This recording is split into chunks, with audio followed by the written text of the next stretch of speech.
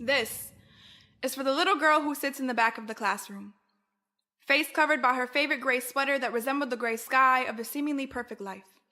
Fists balled up, arms tucked in, thinking maybe if she sat there long enough she would become invisible, or even better, just forgotten. Her tear-stained pillow made her feel safe at night. The jiggling of the door handle always made her jump. Fear of the unknown, mommy's boyfriend coming home drunk. She would dream of how it would be to one day grow up. How she might one day grow up and magically become pretty.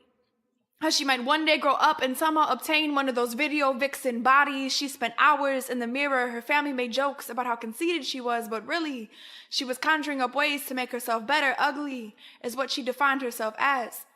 The way she really felt about herself in her heart was covered up by padded bras. Putting on a facade that she thought she was perfect, she succeeded in hiding the fact that really she felt worthless. Sticks and stones were never a threat to her, because she learned early to be a fighter.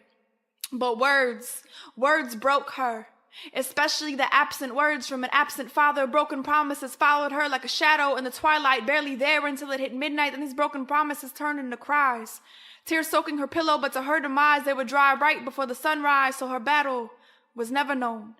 And her secrets were never told, and not because she didn't want anyone to know, but because no one would take the time out to listen, so she learned carefully how to bottle up her emotions until eventually she would lash out on the one to whom she was closest, her mother. The greatest example of strength this little girl would ever see. And not just of strength, but of beauty and resiliency. And ironically, the last memory this little girl has of her mother and her father together is her mother on her knees. On the very floor she would faithfully clean. The trash came up from his hands to over her head. Broken eggs and spaghetti painted a mosaic of yellow and red. It seemed that her daddy liked it better when he made her mother cry and scream instead of smile and sigh, and instead of buying her nice things like makeup and rings.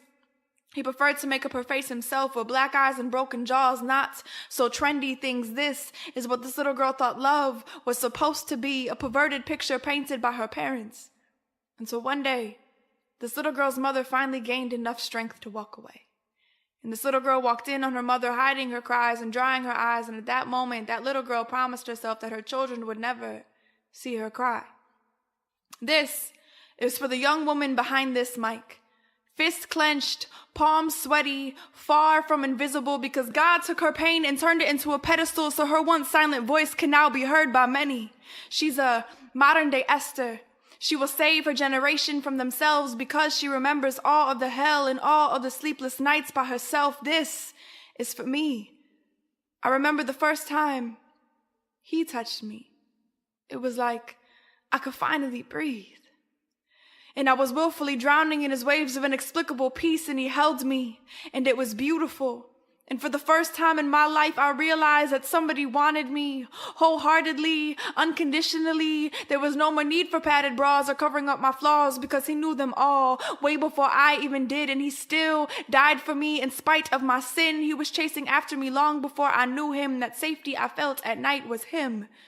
And this is for you, that you might know him.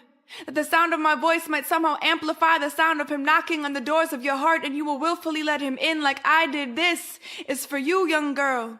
This is for you, young man. I refuse to stand up here behind my facade of perfection, but I stand before you broken, a beautiful mess, held together only by my Savior's blood. This is for you, young girl. This is for you, young man. He wants to put you back together again, that the tears you cry will be from him, from the joy that he will fill you with. This is for you, young girl.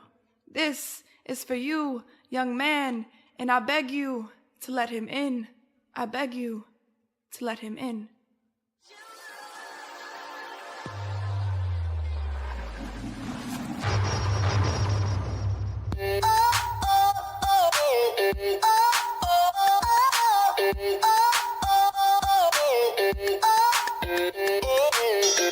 What's going on? Hey everyone, welcome to The Good, the Bad, and the Glory. It's Nicky here. And it's Sam. This is episode 21.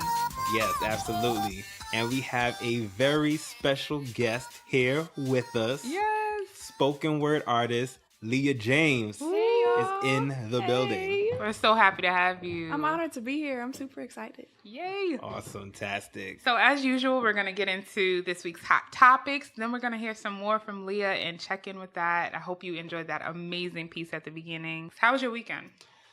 My weekend was cool. Let's see. Over the weekend, number one, I finally finished watching Stranger Things 2. Oh, really? The This season. second Leah, I don't season. know if you're into Stranger Things at all. No, I'm like so far behind Oh. that I feel like, should I even try now? Oh, it's like... Have you started it though? No. Oh, me neither. So that's why We're I'm in the same like, boat. should I even start? Right. No, it's easy. It's 8 to 9 episodes a season, and this is the Okay. second season, so it's not that's like not too bad. Yeah, it's not I one of can those finish that shows. in a night. Yeah. Right. legit. Like I mentioned it on the show before, but my wife and I literally watched the first season in a whole night. Oh wow, Like we were that's hooked. hilarious. Is it Yeah. that good? It is good. Yeah? Well, it depends. Do you like scary movies or? I do. Oh, then I used to a lot. Like love scary movies. Oh, really? I think you'd really like this. Then. Yeah? It's like a scary movie, but it has kids in it at the same time, so it's not like Right. Exactly. creepy. The face. It's yeah. not creepy, but it's still like That sounds weird. Okay. Yeah. it's like Super 8. Is that name of the movie? I think I know what you're talking about. No. Is that with like the train and the? Oh, maybe not. I have no idea. Never mind. I can't remember. I'm the wrong person to ask about movies. I promise Me you, too. I I'm haven't like, seen any of them. That's But funny. But you got through Stranger Things. yes, season and 2. it's dope. I love it. Let's see. Yesterday, some really cool friends of mine came into town. Jamie and Kimmy. They live out in South Carolina, and they came back just to say what's up. So a bunch of friends of ours just gathered together, and we just had dinner with them, just seeing how they were doing and catching up and stuff like that. And yeah, other than that, that was pretty much my weekend. Yeah. How about you, Leah? How was your weekend? Long. It was My long. weekends are so long. Okay. I had a show. I don't even. Where was my show? I spoke somewhere some day over the weekend. I've been forgetting. I'm serious. Like that's how long they be. I would just be so tired. But I know I was in New York, and then I traveled all the way back from New York to New Jersey, and it was a pretty chill weekend. After that, I just saw my significant other. Hey, significant. And, Yay. it was really cute and stuff. And just chilled with my friends. I'm trying to be more intentional on making time for people who are important to me in my life, because my art kind of took like the forefront. So this past weekend was probably my most chill weekend in a long time, even though it was long. Yeah. I usually have gigs back to back to back to back. So I'm not complaining, Lord. Right. That's a blessing. I promise. Yeah. But That's- I just chilled. That's dope. And do you go to church in New Jersey? I actually do not have a church home at the moment, but I did. I went to church in Trenton. Close. Well, it was about maybe 10, 15 minutes from my home. I was there for like 10 years. Oh, wow. And yeah, so it's hard to find a place that feels like home Yeah. once you remove yourself from a place. So Yeah. I think we all know that Yes. very well. Yeah. Yeah. so now I'm like, I'm a church hop. Yeah. And no one needs to know except for everyone listening right now. We don't judge you. We don't judge you. Not at all. Not at all. Yeah. What about you, Nikki? How's your weekend? My weekend was pretty chill also. I celebrated my friend's birthday. Shout out to Bianca. I think we've talked about Bianca a few times we on this have, podcast. Celebrated her birthday. She had a party. And then a few friends of mine started a fitness company called Road to Glory Fitness, and they had a kickboxing class that I went to, which was fun. so dope. I'm still sore. Sounds so fun. I love to work out. I'm really into fitness low key. Really? Yes. And that I want to kickbox so bad. Yeah, no, Yeah. check them out on Instagram. Their Instagram is at road2glory_fitness. And I'm again, about to follow y'all right now. So Yes. follow me back. and they have I'm going to shout this out. They have a Black Friday sale coming up, and for $100, you get 10 personal training sessions. Oh, that's really, For really, really $100? good. For $100, you get 10 10? personal training sessions, That's and really good. they come to you. That's like Oh, $10 what? a session. Hello, exactly. It's a Black What? Friday sale. Listen, Okay. I don't know that's- about really y'all, good. but Yeah. I think I'm being there. I know. So yeah, after that was on Saturday afternoon. After that, I literally locked myself away because my the first draft of my thesis was due today. Wow. Oh my gosh. And I'm presenting on Wednesday to defend my thesis. So that was the rest of my weekend. I didn't even go to church. I just literally locked it away Just and locked just yourself wrote away. What's and your wrote thesis and wrote. about? I'm writing on how mentorship is necessary for young adolescent girls in Brooklyn, New York, in their personal and academic development. So that's good. like my heart's work. Yeah. And so I love sort of being entrenched in this data and this research because it's so interesting, but it's a lot of work, Yeah, writing, definitely. but it was good. It's good though. I made a lot of progress, so I'm happy about that. But yeah, that was my weekend. What do we have going on this week, Sam? Well, it seems like this week we have what's been going on a lot of the past weeks. Right.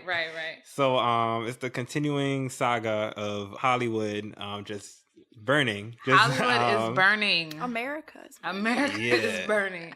I saw somebody online call it the purge of Hollywood. Right. I wouldn't even be surprised. Yeah. That's really It's good. not going to exist after this. Right. We're all going to get caught. Right. Yeah. So what's the update on that?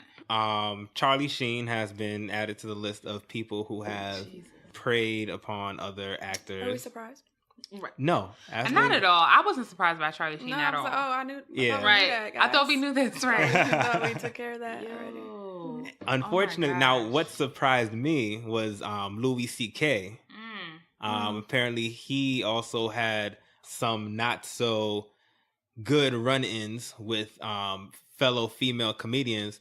A few female comedians came out and said that he exposed himself to them. Jesus. They went to a hotel room. He was like, "Hey, can I show you guys my you know what?" And he then what does that work? Like, and they laughed it off because they thought, "Oh, this dude, he's Louis CK, like he's just joking," and he literally just whipped it out, so to speak. That's crazy. So to speak, yeah. So a few other people came out saying they experienced something similar with him.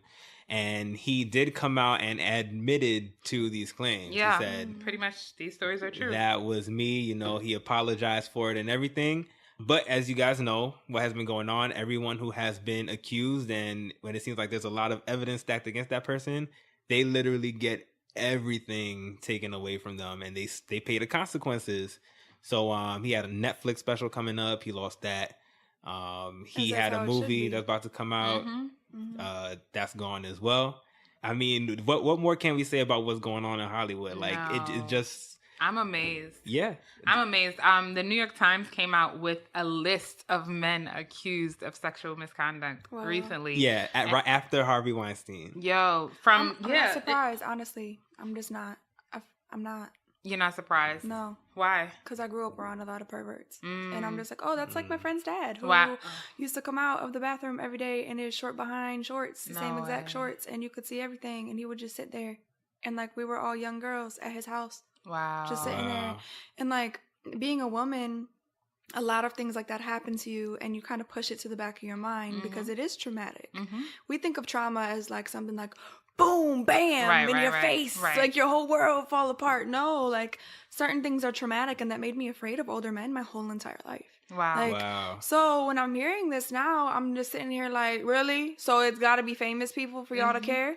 Because all of my friends have been touched. Like, literally. Like, I can't... It's really sad. I had a conversation with people on Facebook. I'm very outspoken on Facebook, if y'all haven't noticed. But I'm also very outspoken in person, so come correct. But we had this huge conversation, and my friend was like, the sad thing is I don't know one woman who has not been sexually harassed or sexually violated or something like that. And I sat back and I thought about it, and I'm like, me either. We just didn't know what to call it. Right. You'd have and now people think like all these women are coming out of the woodwork, and they're like, no, we just didn't know what to call it. Right. And now we're putting a name to things. Right. And people are like, oh my God, that happened to me. And that happened to me too. That happened to me too. And I thought that was normal. Right. Exactly. And I thought it was normal, or I was afraid to speak up because no one spoke up about it. And so then I hear people saying, well, why now? Why are all these women coming out now at the same time? Well, who wants to talk about that? Like, when it happens. Like, what are you talking about? Like, Absolutely. So I don't know. I'm not surprised. I am, of course, being a woman, like, it is outrageous. And I'm outraged. And it kind of, like, invokes fear in a way. But it also makes me more aware of what is really going on. Absolutely. Yeah. And hopefully, I hope this situation invokes fear in the heart of every, like... person who would like try to prey on somebody using their power to an advantage, because I hope these people like Charlie Sheen, Harvey Weinstein, Louis CK, they're seen as examples of, if you don't act correctly, Your whole career is gonna be this gone. could happen to you. Right. Right. Also, not only have women been coming out talking about how they've been assaulted, men have been coming out. Right. Terry Crews was notable for doing that when the whole Harvey Weinstein scandal went down. And last week, I believe, he actually officially filed a police report against the guy who sexually assaulted him at a party. He officially did it. Yeah, I read about that, and I was shocked. I wasn't shocked, but I was like, wow. Wow. Yeah, me too. Yeah. I was... But then that I felt like race has a huge part to play in that as well, because there's not many super famous black male actors. Right. Like there's a handful, Right, if not literally. 2 handfuls. And he's one of them, and it's just the objectification of black men that has been throughout American history forever.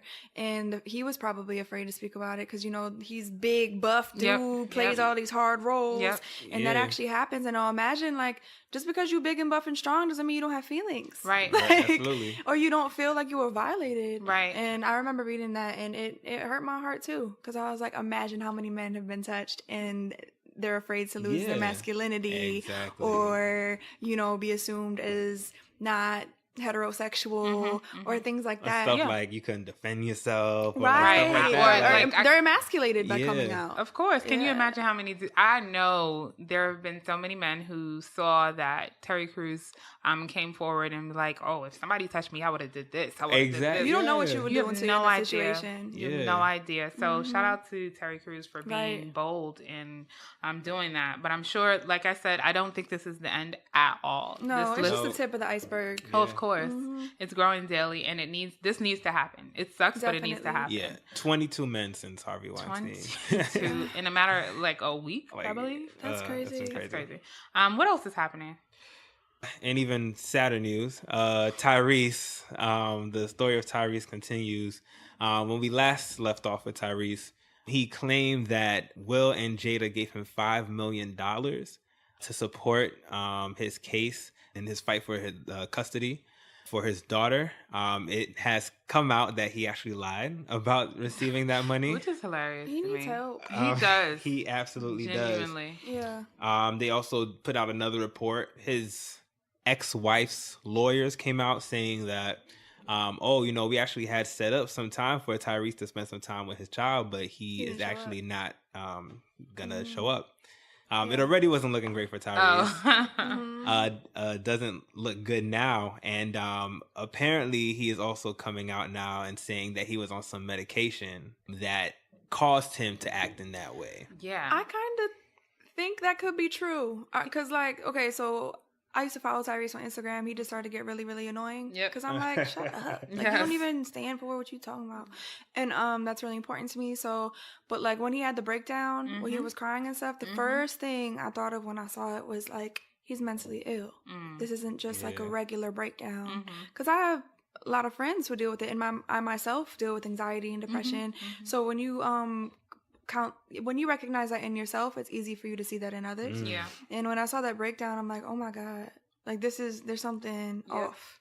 And so like people were like bashing him and making fun of him and like, oh, he a man, he better man up, like all this and that. And I'm like, where's the compassion? Right. Like, yeah, Tyrese is trash, but like he's still a human being. Yeah. And I think it makes it even more complicated when you layer the fact that you're so famous and you have all this money, you have this huge platform. You don't necessarily know what to do with this big, huge thing that is social media.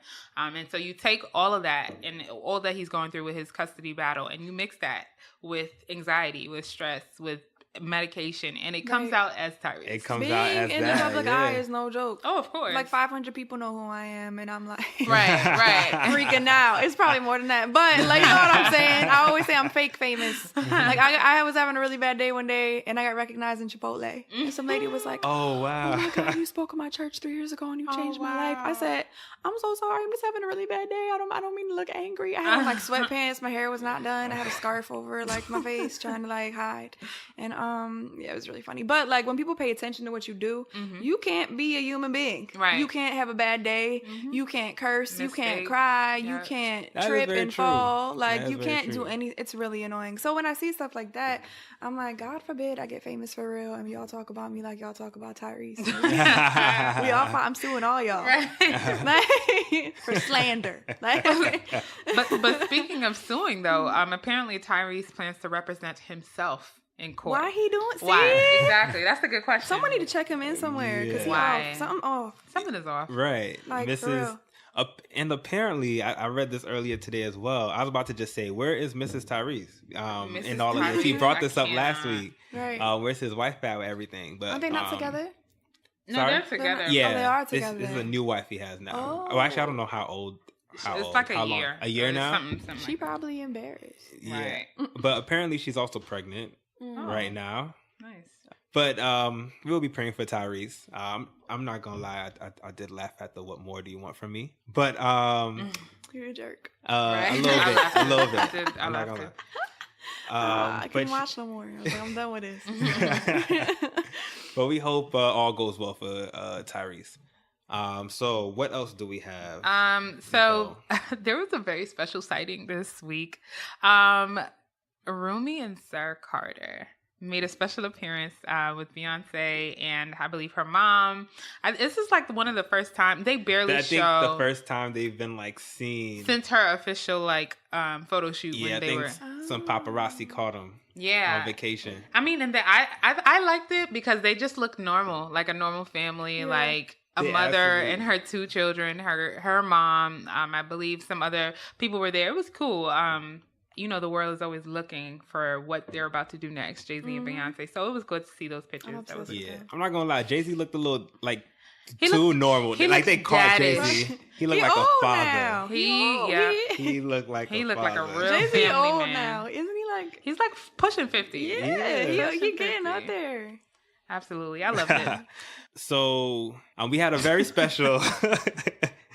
If you look through social media, you may have seen a very special rendition of a very popular church hymn. And it wasn't sung as you would think by a worship leader on a Sunday, or it wasn't taken from a church service. It was actually Oprah. Wow. Oprah sang "I Surrender All" on the Harry Connick Jr. She did her sermonic solo. She did a sermonic solo. Why didn't I see this? Yeah. What have I been doing? I surrender all. It is very TBN Billy Graham Yo, convention. Was it It good though? Can is. she sing? She was on key. She didn't do anything fancy. Nothing fancy. I think she was sang it like, straight. I'm gonna stay in my lane. Right. She Good, just sang 'cause the you notes Oprah straight. don't mean you Right? can come out Right. They will come and get you. Yeah, so she just very straightly sang the notes. Was it flat? No, No, it was it was straight. just- She yeah. just sang it straight. It You was couldn't fun. technically find anything wrong with it. Okay. She So had like a big band and like this Exactly. orchestra behind her. So it she was sang really that verse, and then the chorus was the choir, and Oh, then wow. she was just on But it. she did finish it off though. Did she do At a the rhyme end, at the she, end? yeah, she did like her last line at the end. So, Shout out to Mother Oprah. yeah, shout out to Sister Oprah. Sister She, Oprah. did her thing. And this piece is my favorite topic of this week. We want to give a huge shout out. We've talked about this on the show before. We want to give a huge shout out to Colin Kaepernick for being named GQ's 2017 Citizen of the Year. Shout out to GQ for recognizing this man. Yes. I love that the Absolutely. slogan under the article is celebrating the man who became a movement. Yes. That's awesome. And one thing that has been, one question that many people have had throughout this whole thing, if you realize since the whole taking a knee thing, Colin Kaepernick has not really done any interviews. He's not talking about it anywhere. And he was purposeful in doing that. But he did this article. And one thing that he said is that he wanted to reclaim the narrative of his protest because so much of it has been twisted in that, like, they're saying that football players are taking a knee against the anthem, the national anthem. It's not about that at People all. are just really uneducated. Completely. And Like, then genuinely dumb. exactly. That's Like the I think best one of way I could the put it. owners said that they're taking a knee to pray for the country. Like, they've just turned it into what it is not. Yeah. And so he came out and did an article with GQ and being named Citizen of the Year. I am obsessed with this. This is so powerful to me. Just that slogan alone, I'm celebrating the man who became a movement. Literally, like, and I just heard he signed a book deal recently. Oh, $1 million book deal. They thought they was gonna ruin that man. Oh, of course. Now he winning. Like, we're gonna be hiring them. I love it. Yeah. And he's on the cover with his afro, looking like a Black Panther with a turtleneck. I'm with it. You know what I really love? So, like, you know, I'm white, just in case y'all didn't know. I'm from Chicago, so people will be like, where are you from? But anyways, I like the fact that his adopted mother is a white woman and she supports him. And a lot of people don't know that. A lot of people don't know that. Oh yeah, and I believe he's biracial. I could be wrong. Okay. But it's important to me because I'm white and I'm very outspoken against social injustice in America. And I feel like if people would pay attention, not like pay attention like that matters, but like there are white people out there who are supporting it. Like his mother really support and who gets it and who, like, you know, because there are not my parents. Like, my dad might be racist, but I don't know him. But my mom wasn't. Like, you know, so like, and I am the way that I am because of my mother. So I just think that he is the way that he is. I'm not saying because of his adopted white mother, but like, it's just, it's really refreshing to me to find that out and to be like, oh, thank God I'm not the only one. Wow. Like, you know, like, it's just like, thank God. It's because I often find myself being the only one speaking out against these things who looks like me. So I just like that part of his story a lot. And just what he did in general is so admirable. And I love him. I'm happy that y'all brought him up. Yeah. He's a great man. No, this story definitely made my day. But I think that was a really good segue into our next segment because we want to get to know you a little bit more. So we start out every interview, and I'm saying like, you're our third guest on the show. So That's dope. we're really excited. But our first question is always, who is Leah James? A lot of people say Leah James isn't even my real name. But I'm not going to tell you. Is that true? Yeah, James is not my real last name. I can't believe I'm I'm saying minute. this right now. Hold up. Who are you? So I'm going to write a book one day, buy the book to find out. So, Okay. so I'm not going to say what my real last name is, but Okay. I mean, it is on Facebook, like next to like my Facebook name. But so Leah James, my best friends coming up in New Jersey started calling me Leah James McPeterson, which was like a spin-off of my real name, just as a joke. Okay. And they were like, Leah James McPeterson, and they would always call me that. And then they shortened it just to Leah James, and then they shortened it just to James. So my nickname amongst my best friends is James. And like one of my old best friends, her nieces and nephews like were all born like while I was there, and they grew up calling me James. So they don't even know my real name. It's really funny. I'm like, it's gonna be real like gender confused, but it's fine. It's about to be 2018, Right? But so like, it's really funny. I made a joke. I said, if I ever become a poet, because I promise y'all I never planned on doing this, that I would have them introduce me as Leah James. My first show with True Voices, I was on the pamphlet, like the lineup as Leah McPeters, but right before I went up, I said, can you introduce me as Leah James? Wow. And my best friends were there in the crowd, and it just That's stuck. special. Yeah, so even though like we're not as close as we used to be, I love them to death, and they played a huge role in who I am. And they were the first people to like hear my poems. We used to sit in my 1-bedroom apartment with my family all there in my room, like reading my poems, crying. Like, so they have a really big, they will always be a part of Leah James' legacy. Wow. Always. Yeah. That's really powerful. That is really dope. And I just know from my experience, and as you guys heard at the top of the show, Leah James is a phenomenal poet. But what is even more touching than her artistry and her poetry itself is the fact that she has such a wonderful, amazing, powerful testimony. So powerful. Behind everything. And if you don't mind, if you would just please share a little bit of that testimony. Which part? A Or little all bit, of right? it. Or all of it. it, We're if here you want for to. it. All right, so I'm gonna tell y'all my life story in like 3 minutes. I always do that every time I perform. But I was born and raised in Joliet, Illinois, in a single parent home. with my mother. And before my father left my mother, he was extremely abusive. So what you heard in that poem is actually really true. I grew up in a very domestically violent home. And my mother finally left my father when I was 5. And we moved out. And then my mother was a CNA. So she had like, you know, kids to raise. And we were really, really poor. So we moved to the hood. So I was raised in the ghetto of Joliet. If anyone knows where Joliet is, they know what I'm talking about. It's funny. Like I tell people where I'm from, they'd be like, oh. I'm like, yeah, I'll right back up, right? But so when I was 13 years old, my mother died out of nowhere. It shook my world. It was the worst thing that ever happened to me, but turned out to be one of the weirdest, biggest blessings in disguise. And I can only say that now because of what has happened, what has come of my life since I lost her. But my mother died when I was 13 of a massive heart attack out of nowhere. And I remember it was so weird. Like a week before she died, she was complaining of chest pain. And I was like, Mom, I don't want you to die. And I started to cry. Like I had this overwhelming feeling of grief. Super weird. And my mom wasn't like lovey-dovey woman. Like, you know, like the stereotype of a white woman. Not my mom. So I'm like, is she even white? Am I even white? I really think these things because she was Italian and German and like she had dark olive skin. So I'm like, she was like, you know, Leah, go clean your room. I'm not going to die. Like, you know, and I was like, fine. Went in my room, forgot about it. And then I asked her, I was like, well, if you do die, where am I going to move? She's like, you'll probably go live with your sister in New Jersey. Now stop asking me. Wow. And she died a week later. Wow. And yeah, I don't know, of a massive heart attack. So she was sick and she wasn't telling us because she didn't want us to know. Her coronary artery was blocked 80%. So she died at her job. She literally worked herself to death. Her heart was 2 times enlarged and everything. So I make sure I sleep. If my friends are mad that I'm sleeping all day, I'm like, I want to live, right? But stuff like that affects you at such a young age. I'm 27 now, and I still see how losing my mother in such a instant, sporadic way has affected me psychologically, emotionally, and everything. But after I moved out here, I moved in with my sister and her husband, who are actually Muslim.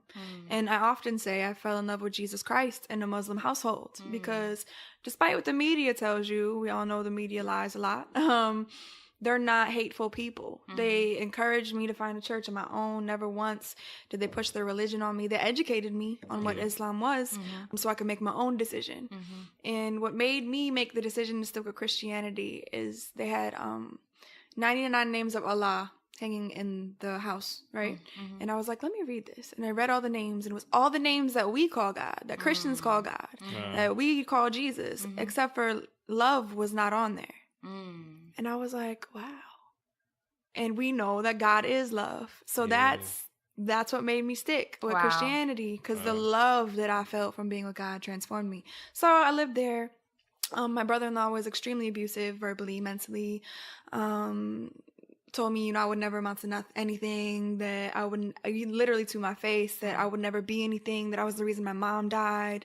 Like stuff that when you're 15 that you hear, you believe it. Yeah. So I literally, my self-worth did not exist. I became very depressed, very suicidal. So I turned to my Bible. And that rhymed. Oh my God. I turned to my Bible. I would read my Bible all night. I would pray. And my other sister actually bought me a notebook and encouraged me to write. And it didn't make sense to me because I was like, how do I get these feelings out? When you grow up in an abusive home and you grow up in the hood, we don't talk about feelings. We don't cry. You don't let it out. Now I cry like every day. It's ridiculous. Like, but I had so much built up inside that, you know. But then I started writing poetry, living with my sister, and I would write my prayers. I had like no friends for 2 years. Like I was just going to church, coming home, going to church because I had like this crazy curfew. I had to be home at like 9:30. It was crazy. And so I would write these poems, and I did not know that what I was writing would change my life. It was just helping me get through my depression and my suicidal thoughts. So instead of taking a knife to slit my wrist, I literally pick up a pen. And I'm so grateful like that my sister bought me that notebook. If she never did, I don't think I would be here. And I tell her that all the time. I would not be who I am today. I really probably would have resorted to suicide. It was that bad. No child should ever have to go through what I went through at such a young age. Ever. No one ever in the world. And it was just so hard. If it wasn't for the grace of God, I wouldn't be here. So I prayed that God would make a way for me to get out of there because it was getting unbearable. And I would, like you pray prayers and like you forget that you pray them. Yeah. And then Jesus would be like, boom. And you'd be like, oh my God, what's going on? He's like, remember you prayed that? Right. Like, oh, I did. I prayed that. So like this is the first time. It happens to me now like all the time. This is the first time it ever happened. I remember praying. I was on my face and I was like, God, please make a way for me to go live with my brothers. A week later, my brother-in-law kicked me out of the house when I was 15 years old, threw all my stuff into garbage bags and told me to get out because like my closet was messy or something. And I remember, of course I was hurt because that's my family, but this is like the second time losing my protection and what was supposed to, the people who were supposed to protect me. So my foundation was shaken again, but God reminded me that you prayed for this. So I moved in with my brothers. And now I'm living with them for a year, and I'm 16 years old, living life, have a social life, got friends, like stuff like that. Like it was such a huge burden off my shoulders. Wait, sorry, not to interrupt you. When you say brothers, are you talking about blood relatives? Yes, these are my blood relatives. So after my mother died, we all moved out here. Gotcha. I forgot to mention that. So I'm the baby out of 5 siblings. Wow. So the reason I moved out here because my oldest sister was married with kids and she's 17 years older than me. My mom had 5 children. Gotcha. Yeah, my mom was just popping out babies like left and right. There would have been more of us, but she also had miscarriages. She would have like 7 kids. I'm like, what? I don't even know if I want one. Right. Like that's crazy, Mom. But so I moved out here. We all moved out here. My brother-in-law kicked out my brothers before he kicked me out. Wow. So and my brothers knew what was going down. It was so funny. They like came to my rescue. They worked for my brother-in-law. They like quit their jobs that day. Wow. We from the hood. So my brother showed up to my brother-in-law's house with a baseball bat. Like what? I was like, oh my God. But then I knew that like they have my back. Yeah. Like to this day, they a little crazy. So I'm like, I don't tell them everything because I'm like, you just got out of jail. I don't want you to go back. Well, so I moved in with my brothers and now I'm 16 years old going to church all the time. I was a full-time sign language interpreter at my church. I did praise dance. Nice. Yeah, my first best friend I made in New Jersey was deaf, and I picked up sign language really fast. Sign language is my first love. Like a lot of people don't know that, but I was very active in my church. I was in like 6 different ministries, doing it all, and I was in church about to do my first praise dance, and I passed out, and I woke up 4 days later. And I had a total of 3 brain surgeries. Wow. Because I had a brain aneurysm and I didn't know it. Wow. And it ruptured, causing a severe hemorrhagic stroke. At 16. At 16 years old. And I remember just feeling like I didn't have a story to tell people. And like that was foolish of me because I've been through so much from the time I was born to the time I was 16 years old. I could have wrote a book on just that. And I just felt like I had nothing to offer the world. And I wanted a story that when I told it, people could not debate that it was not God. Like I just really wanted that really, really bad. And I used to feel like that was the only reason God allowed this to happen to me. But now I see that it was just in a such greater reason. Like for others, yes, to glorify him and to tell the goodness of God. But for myself, to remind myself that I'm meant to be here and to push what I'm doing. Like every time I want to give up speaking, I remember that my voice isn't even supposed to exist. So after I had my stroke, I was put in an induced coma. I was unconscious for 4 days. Woke up, had a total of 3 brain surgeries. And my short-term memory was completely gone. So I would wake up and like my friend came in, her and her fiance, or her and her boyfriend got engaged. So I was like, how are you and Jamal? She was like, we just got engaged. I was like, oh my God. 2 minutes later, how are you and Jamal? Wow. We just got engaged. Right. Oh my God. I asked her like 5 times back to back. That's how bad my memory was. And it wasn't supposed to get better. And I remember a top neurologist looking me in the face, like telling me like I wouldn't be able to live alone because I would be cooking and the phone could ring and I could burn the house down because I'd forget that I was cooking. And like all this time I always had my personality. Like I always had my smart mouth.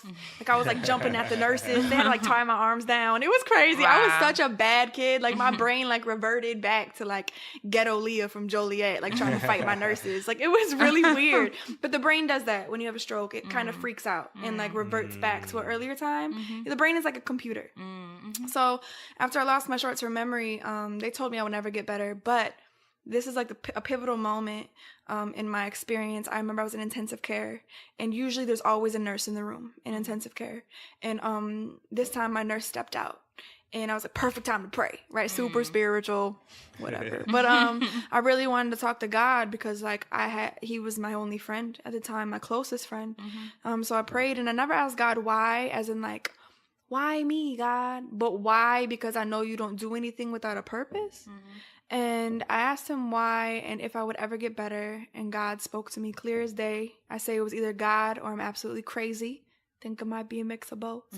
But he spoke to me and told me that he doesn't do anything less than perfect. And I held on to those words. And every time they told me I wouldn't get better, I'd be like, nah, I'm fine. God is going to heal me. I'm going to be good. I left the hospital. They tried to get me to drop all of my high school courses, like they wanted me to go back with a half a load. I would not have graduated on time. I remember crying, sitting there in front of my principal, my vice principal, the speech pathologist, my sister, my family, crying and being like, God told me I would get better. I looked crazy. Like, you know what I mean? Like, I don't know if I do that now. Right. But like, I did. I was so like adamant on like, and I was the only one who believed it. Wow. So it was probably the most isolating experience of my life. But I often say, like, I have a poem called Warrior, and I say that warriors are made alone. And I had to hold on to those promises of God alone. I had to believe what he told me alone, and I did.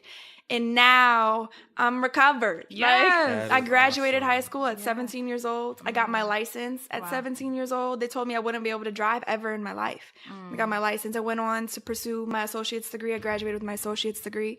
I am now 3 classes away of graduating with my bachelor's degree. Yes. Yeah, in psychology and sociology. Wow. And I want to pursue a master's degree in speech and language pathology to help young people who have had brain injuries like me. Wow. But I'm really not supposed to be here. And I talk about it so lightly. Like, when I talk about it, I don't even feel like I'm talking about myself.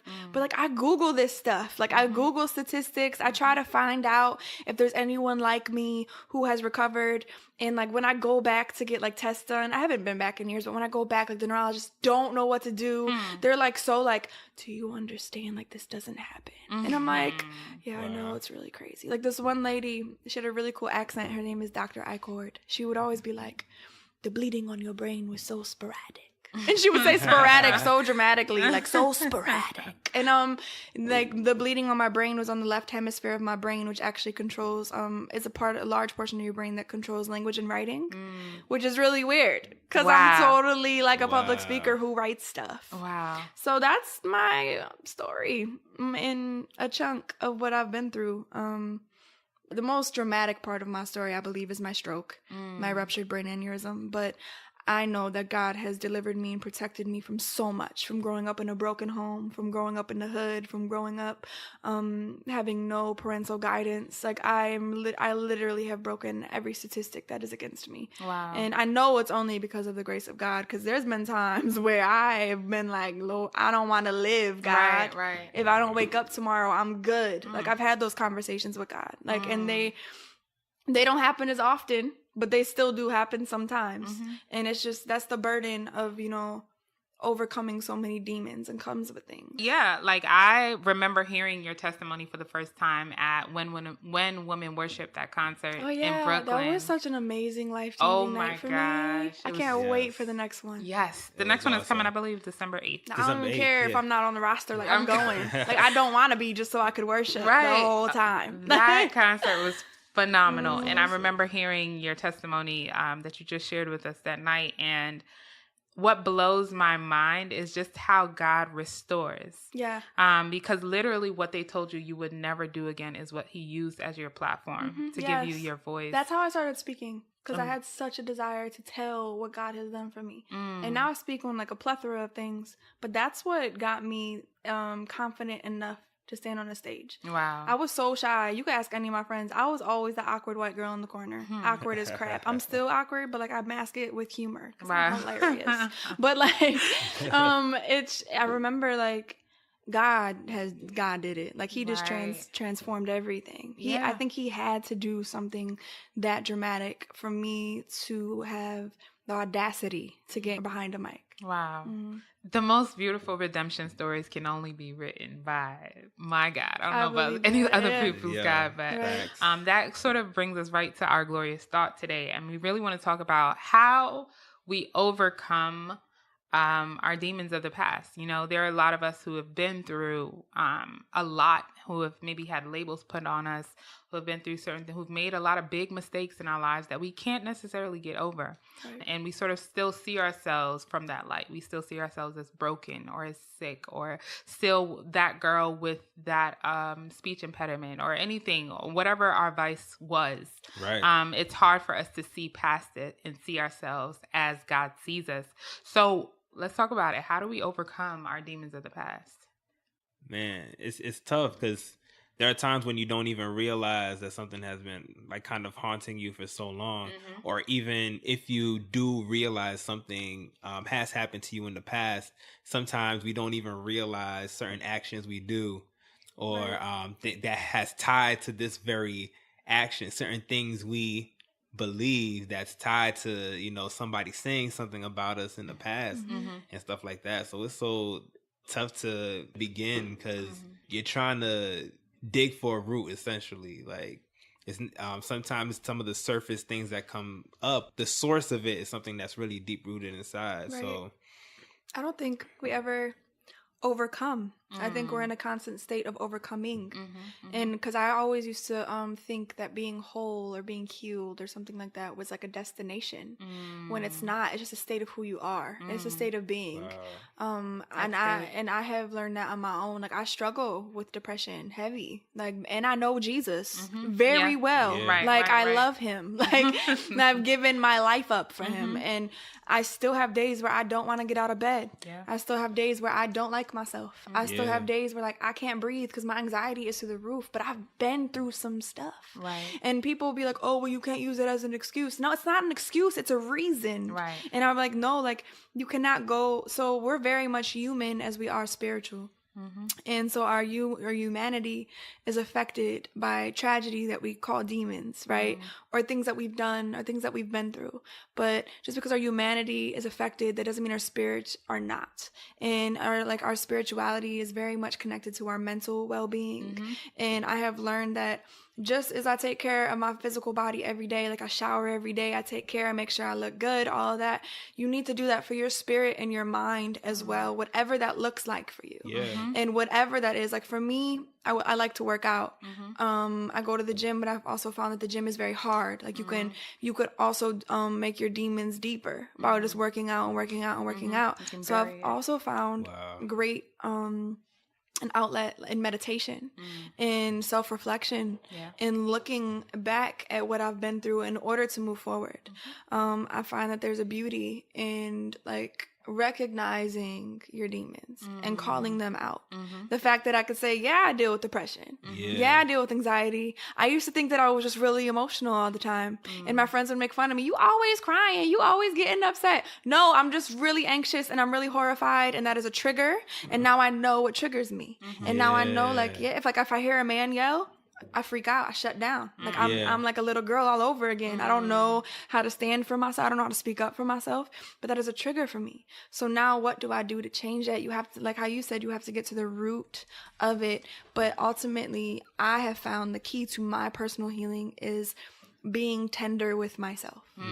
So if you, as human beings and as Christians, we see someone hurting and we see someone in need, our first reaction should be empathy or sympathy and a desire to want to help them. You see someone naked, cold on the street outside, what you're going to want to give them your coat or a blanket or something. Treat yourself the same. Yes. If you see yourself hurting, if you see yourself crying, if you see yourself afraid, you're hurting, you ease your wounds in a healthy way. You're crying, you let yourself cry and wipe your tears. You're afraid, you find out why you're afraid. Like, I would talk to myself in the mirror. I still do. When I'm feeling ugly, I'd be like, no, we're not late to this event for an hour because I'm going to sit here and talk to myself and tell myself that I'm beautiful, that I am worth it, that everything negative people have told me is a lie. And it's a lot of work, but it's not like horrible work that's burdensome. Right. Yeah. It's hard work, but like the benefits of it far outweigh the work that it takes. So I feel like me facing my demons and facing stuff like that, it's a lot of self-love. It sounds really cheesy. No, but so it's true. real. Like, so true. A relationship with yourself is so important. Like, if I loved myself, I would not have as much baggage as I do. emotionally, at least when it pertains to like relationships or something, that I do now, if I knew how to love myself when I was younger. Yeah. But I'm still alive, and as long as you're breathing, baby, you have a chance. Still got the chance. Still got the Absolutely. chance. Absolutely. Yeah. I love that, especially that point you make about taking care of yourself, but specifically like you said, sometimes we see other people and, you know, we have that mindset, which is good, you know, care Right. for others and stuff like that. And if we do happen to care for ourselves, it's more so the physical, Right. but really taking the time to handle what goes on mentally. And like, really, like, I feel like there's so many things that we see in pop culture and stuff like that, all these things that happen in Hollywood.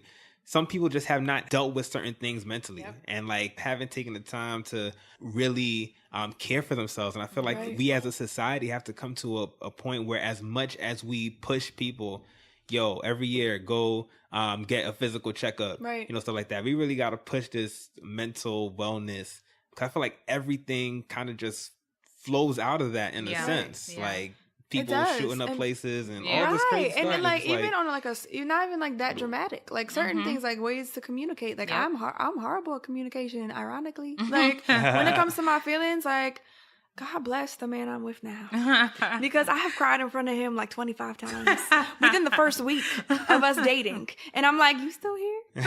Like I've really said that. Like I'm surprised because everyone leaves. Like it's seriously, because I'm emotional as crap because I have a lot of triggers, especially when it comes to men, and I just feel like as people, you know, we need to stop demonizing issues with your mental health. So as a child, you know, when you're learning to walk, you trip, you fall, you scrape your knees.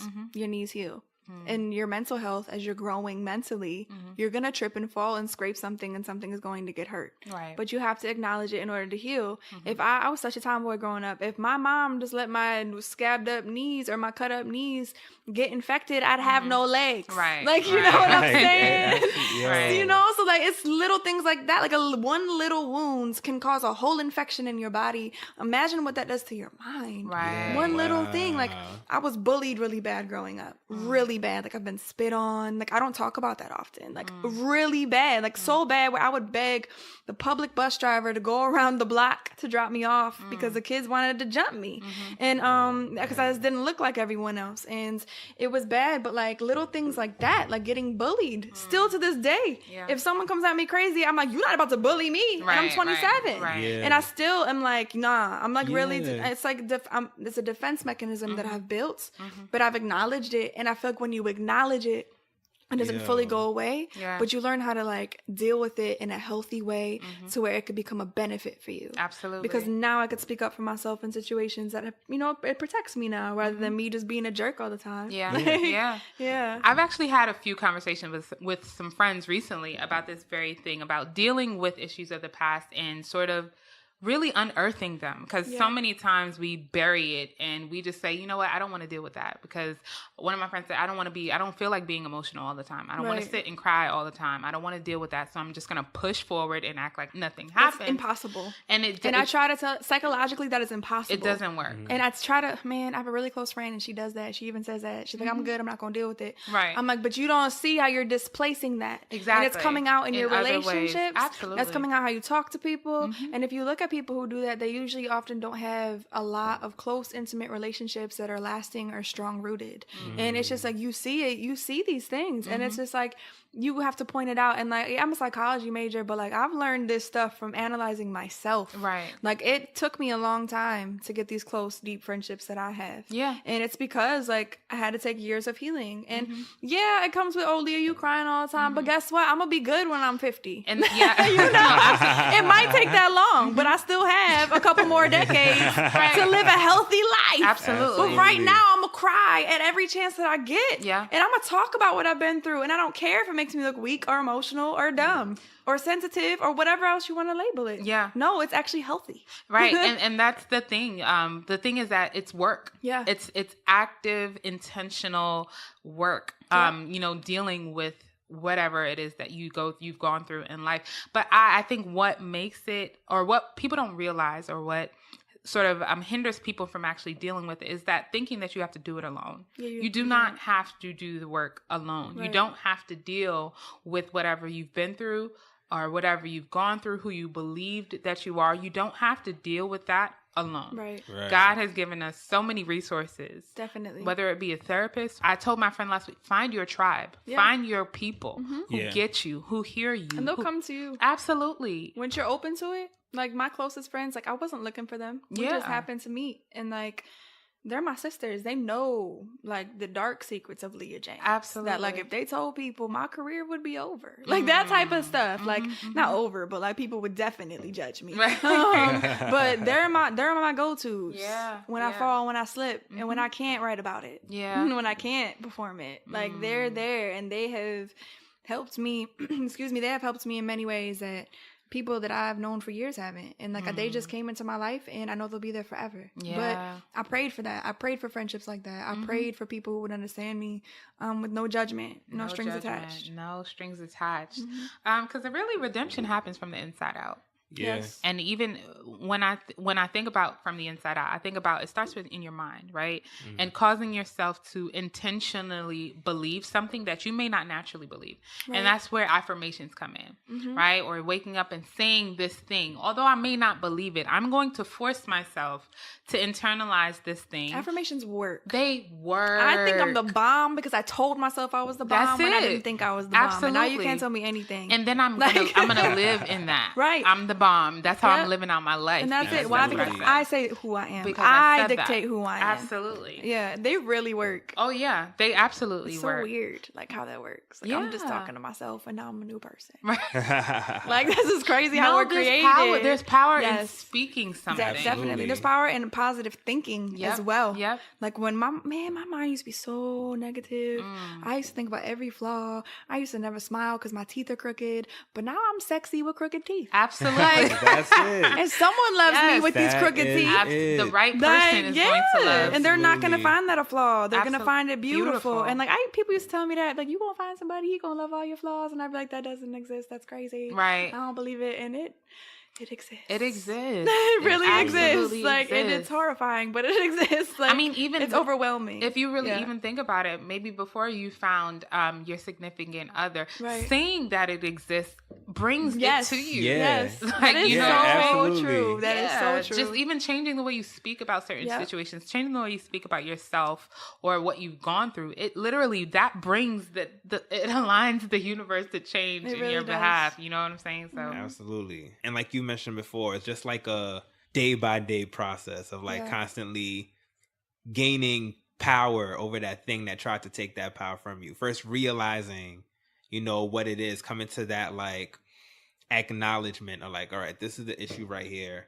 Even though right now my heart isn't agreeing with what I know, I need to say this thing out. Like, yeah. this is true. And day by day, you gain power over what it is, the more you realize it. And it could be multiple things. And even thinking back on my own life, like, I know like I have issues with like social awkwardness and like, even deeper expressing emotions, which is like, quote unquote, every guy's problem, just expressing emotion. Right. But I know for me, it's a degree, and I could tie that back to, I used to cry a lot when I was a kid. Yeah. Until my grandmother pulled me into a room when I was like 4 or 5, and she was like, look, people are going to call you a sissy, if you're crying and stuff like that. And then from there, it's just like, whoop, shut down. Don't cry for nothing. Oh, wow. Anything. So Now imagine, no shade to your grandma. But what if she was like, baby, I understand your emotions are valid, but you need to speak. right. You need to use your Exactly. words. Like that one moment, just imagine that one moment Wow. could have changed the trajectory of your life. Mm-hmm. And so now, like I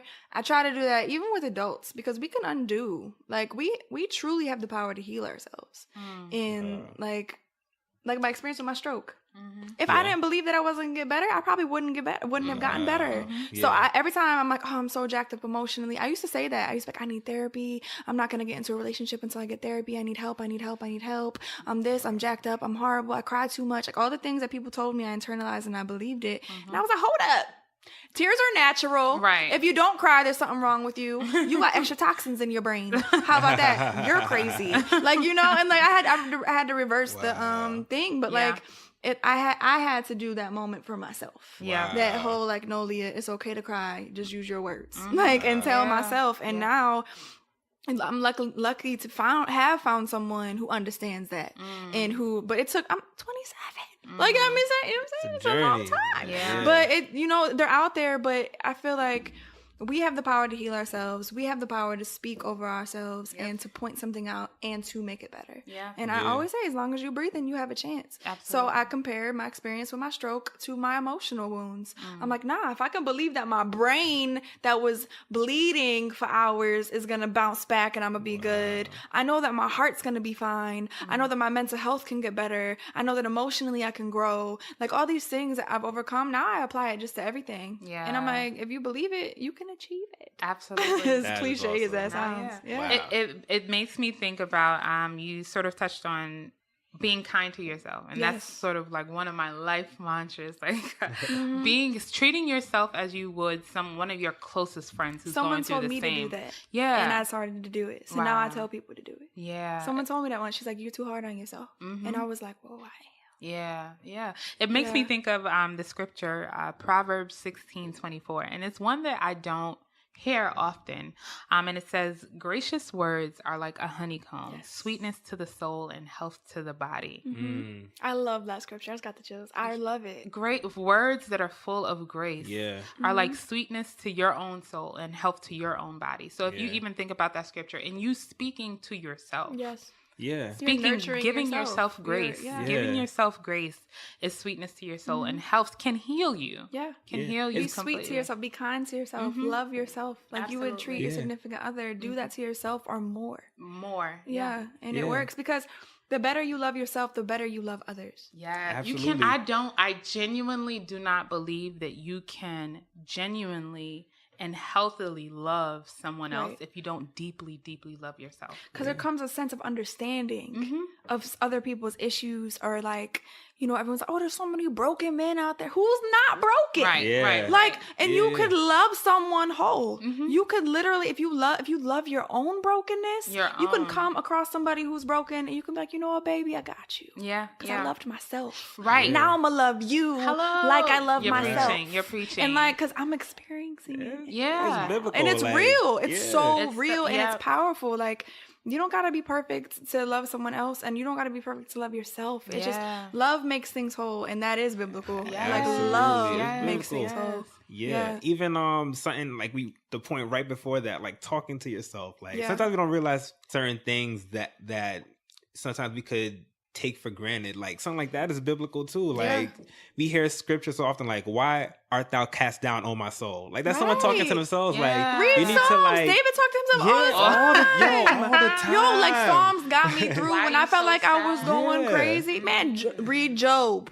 Job wanted to kill himself, yo. Like he was so depressed. Like he was just like down. David over there ripping off his clothes, like covering himself in dirt. Like, you know what I'm saying? Like this is real stuff. So it's like, people like we stigmatize ourselves for having mental breakdowns. The whole Bible is filled with mental breakdowns. Absolutely. And like God told David that he is a man after his own heart. Yes. So like just that encourages me to be kinder to myself, because just because I have those issues and I break down like that and all that stuff, like I'm still have a beautiful heart. Yes. So it's just be kind to yourself. And even understand to that point, understanding that your brokenness does not change how God feels about you. At all. And it shouldn't change how you feel about yourself. And it shouldn't change how you operate through the world. Exactly. Because I used to feel like I had nothing to offer anyone until I was whole. Or I have nothing. I'm not going to get on this stage because of what I did last night. Or I'm not going to speak in front of these people because I know what I was thinking before I came here. I'm a human being, number one. Yeah. And like, that's no excuse. Well, it is kind of an excuse because our flesh is trash. But like, you know, like I would always say, I'm not going to do this till I'm whole. I'm not going to do this till I'm better. And like, the fact of the matter is God uses the most broken people to do the most amazing things in the state of your brokenness, whether you're broken or you're not. Like I said before, no one is not broken. Like everyone is broken somewhere. That doesn't change your worth or how you operate or what you have to offer somebody. Because I talk about things that I personally struggle with, but it is the most effective talk, like, you know, that I can have because I understand firsthand what it's like. So I just encourage people, don't let your demons whatever you want to call them, make you feel like you don't have something to offer the world. If anything, they make you have more to offer the So world. much more. Because Yeah. you're relatable, because everybody has baggage, demons, secrets, whatever you want to call it. Everybody Has has been that. through something. Yeah, Yeah. absolutely. Wow. Yeah, man, this is good stuff. That This was is dope. good. I'm so I don't even want to encouraged. stop. Yeah, I know, I right? don't This is either. so- It's gonna be a 3-hour-long Right. podcast, and y'all gonna listen. Right. No, this is so I good. think the things we could take away from this conversation is, one, self-care is key. Don't neglect that, and don't let anything you feel like has happened to you in your past, any demon, hold you back. Like, your brokenness doesn't disqualify you from anything, and you are progressively going to get to the place where you feel like you can really believe the things you're declaring. Yeah, but just absolutely. know it's true and just head for it. On your worst day, you still have something to offer the world. Absolutely. And find your tribe. They love you. Yes. Yes. They love you, and they're waiting for you. Yes. Whew. Thank you so much for joining us, Yo. Leah. Thanks for Oh having my me, gosh. guys. This This for was- like letting me talk about stuff. Phenomenal, phenomenal. Awesome. You have a project coming out soon, so tell us a little bit about that. Well, me and my close friend, we're gonna start our own podcast. Woo! We had like this title, we added again, but it's like, that's whack. So we're gonna change it. I don't know what it's gonna be called. Okay. But this is like my latest idea. Yeah. Yeah, so we're gonna hopefully launch in the beginning of next year. So keep an eye out for that. I am working on poetry videos. I want to release 2 before the year is over. So they'll probably be like back to back. I'm going to be hosting my own events in Trenton. Oh, very nice. Yeah, that's always been my goal. So my next one, my prospective date for it is December 8th, hopefully. And what it's going to be is a coat drive / fundraiser for homeless people in the area. And I picked that date because a lot of people pay attention to homeless people around Thanksgiving. And there's this weird gap between Thanksgiving and Christmas, and people are still out there cold and stuff. Yeah. So I have a really, really big heart for homeless people because I could have been on the streets if people did not take me into their homes. So that's my next event, and I'll be partnering with Synovia Garrett. Shout out to her. She's an amazing singer. We're gonna start hosting events basically just to, raise money for people who are in need, and also ultimately get independent artists paid. That is my thing, because I would not be able to do what I'm doing if people didn't literally give me money out of their own pockets. So those are my next projects, the podcast, the hosting the events, and the poetry videos and stuff like that. Speaking of poetry videos, y'all need to check out Dear Black Man on YouTube. Yeah, yo, that hit over like 10,000 views. Yes. What in the world? We were a few of those views, Sam and I. thank So you. it was I love that an poem. amazing piece. Please go ahead and check it out on YouTube. And we always ask this of every guest, what are you listening to right now? What are your top 3 favorite artists Ooh, I don't or know. songs Or right songs, now? yeah. That's hard. And it don't gotta be gospel. Oh, I don't really listen to gospel like that anymore. On the way here, I was listening to Ty Tribbett like the whole time, like worshiping on the train, like hallelujah. I was like, oh, I still got it. Yes, the Lord has not left me. I don't know. I listen to a lot of soca music. Yes. Because I really That's like it. to dance. Yeah. Like a lot. And so I think what's on the radio is trash, even though I really like trap music. Yeah. Okay, I really like Cardi B. There we go. It just came to You me. said- It just hit me like strong. Straight guest who loves Cardi Who B. loves- Cardi yeah, B's a literally. bomb, and like my best friend can't stand her. I'm like, you are her. All right, get out my face. She's like, she's so ghetto. I'm like, you're ghetto. Like, what you like? It's just funny how like we glorify being ghetto when we're not famous, and then someone famous, like she too ghetto. But I love Cardi B because she's real. When I was younger, I swear I was like, I'm gonna grow up and be a stripper, and then I'm like, found the Lord. So, because like growing up in the hood is like a thing. People actually grow up and do it and like make mad money and get out the hood. So I'm like, I'm gonna do that. But then God had other plans. Hallelujah. That's it. And, so I just really like Cardi B because she's cool and she's authentic, and she's Yes. still authentic, and I don't care how ratchet or hood she is. Like, I believe she deserves what's coming to her because I really do believe she's gonna give back to her family and her community. And I don't listen to her on the regular, but I just like her. She reflects a part of my soul that not a lot of people know about. So yeah, soca music and Cardi B. That's dope.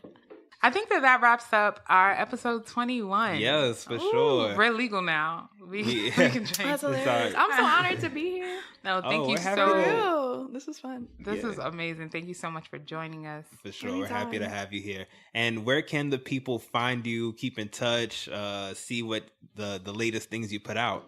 The best way is Facebook. Actually, I think I might have reached my friend limit. But my name is Leah James on Facebook. That's LeahJames.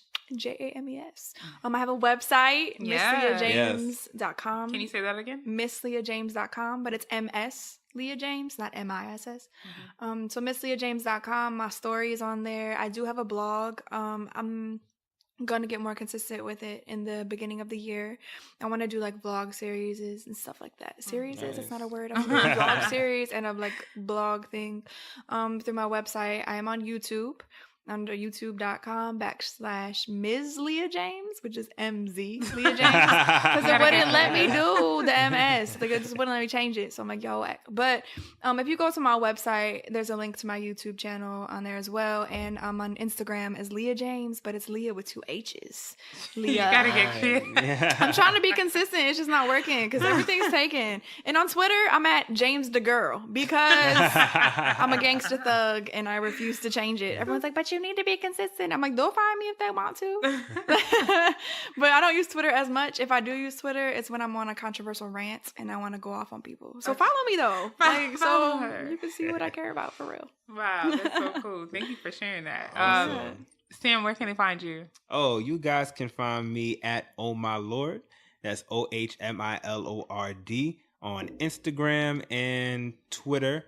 On Snapchat, you can find me at Proverbs Boy, PROVERBSBOY.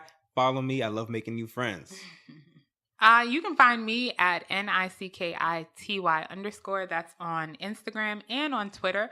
If you want to follow the show, go ahead and follow us at Good Bad Glory on Twitter and Instagram. We also have a Facebook page, The Good, the Bad, and the Glory, as well as a website at www.goodbadglory.com. We would love for you to join in on the conversation. Once again, you can shoot us an email, and I wonder what the email is. goodbadglory@gmail.com. So yeah, that wraps up our show. Yes, that brings us to the end of episode number 21. Yes, you heard it right, 21 episodes. I feel like we're no longer a new podcast out here, but we still very much appreciate ratings and reviews. So all you got to do is right now, just stop the podcast, go to iTunes, just press the 5-star button. You have no other choice. You can't pick any of the other numbers, just 5 stars. And please, we will very much appreciate it. And always, we appreciate your emails right in. And no matter what we talk about, whether it's good or bad, it's all for the glory. See you guys next week.